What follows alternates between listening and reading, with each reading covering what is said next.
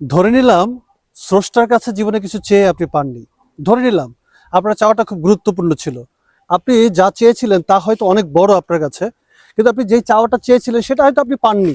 আপনি মনে করছেন আমি যা চাচ্ছি স্রষ্টা কিন্তু আমাকে দিচ্ছে না, আমার চাওয়াটা অপূর্ণ থেকে যাচ্ছে। কিন্তু একটাবার কল্পনা করেন তো, একটাবার ভাবেন তো, আপনি যা চান নাই তাও কি পান নাই? স্রষ্টাকর্তা কি আপনাকে না চাইতো অনেক কিছু দেয়নি? অনেক কিছু কিন্তু স্রষ্টা আপনাকে দিয়েছে।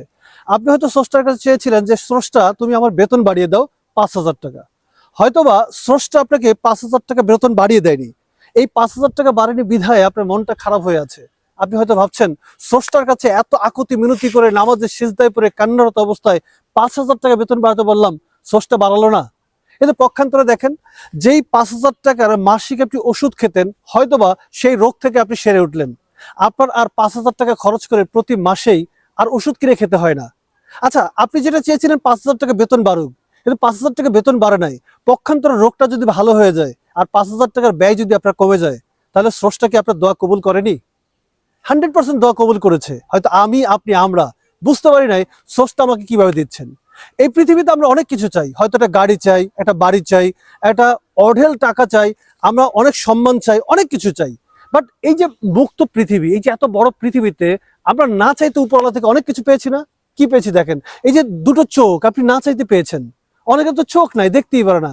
এই যে কান, শোনা, পৃথিবীর শব্দ শোনার জন্য আপনি দুটো কান পেয়েছেন, অনেকে তো কানেও শুনতে পারেনি। এই যে দুটো পা, আপনি হাঁটতে পারছেন, অনেকে তো হাঁটতে পারেনি। এগুলো কিন্তু আপনি চাননি। আপনি কিন্তু স্রষ্টার কাছে কখনোই চাননি যে আমাকে দুটা কিডনি দাও। দেখেন, দুটা কিডনির অভাবে মানুষ কত কষ্ট আছে।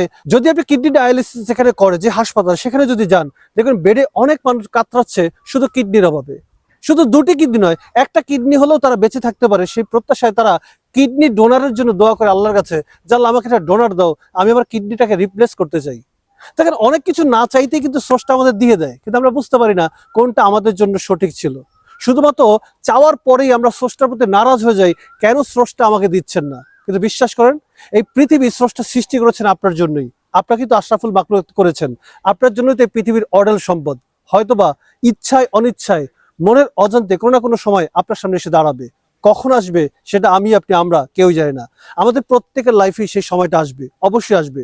শুধু কৃতজ্ঞ চিত্তে স্রষ্টার কাছে মাথাটাকে ঝুঁকে দেন, যা চাওয়ার সেটাই চান। কখনো মন খারাপ করিয়েন না স্রষ্টা আমাদেরকে দেয় না কেন। এটাও ভাবা উচিত, আমরা যে পাপগুলো করি সেই পাপগুলোর বিচার কিন্তু স্রষ্টার সাথে সাথেই করেন না, সেগুলো কিন্তু রেখে দেয়। তাহলে আপনার দোয়াটাও যে সাথে সাথে কবুল করবে তাও না, বাট কোনো না কোনো ভাবে দোয়াটা কবুল হবেই। সেই প্রত্যাশায় স্রষ্টার কাছে যাবেন, যা কিছু হোক স্রষ্টার কাছে চাইবেন। দেখবেন স্রষ্টা এই পৃথিবীতে আপনাকে শ্রেষ্ঠ হিসেবে মাথা উঁচু করে বাঁচবার, মাথা উঁচু করে দাঁড়াবার সুযোগ করে দিবেন। আজ এ পর্যন্তই। অনেক কথা বললাম, ভালো লাগলে লাইক করবেন, কমেন্ট করবেন, শেয়ার করে দিয়ে আমার পাশে থাকবেন। আসসালামু আলাইকুম।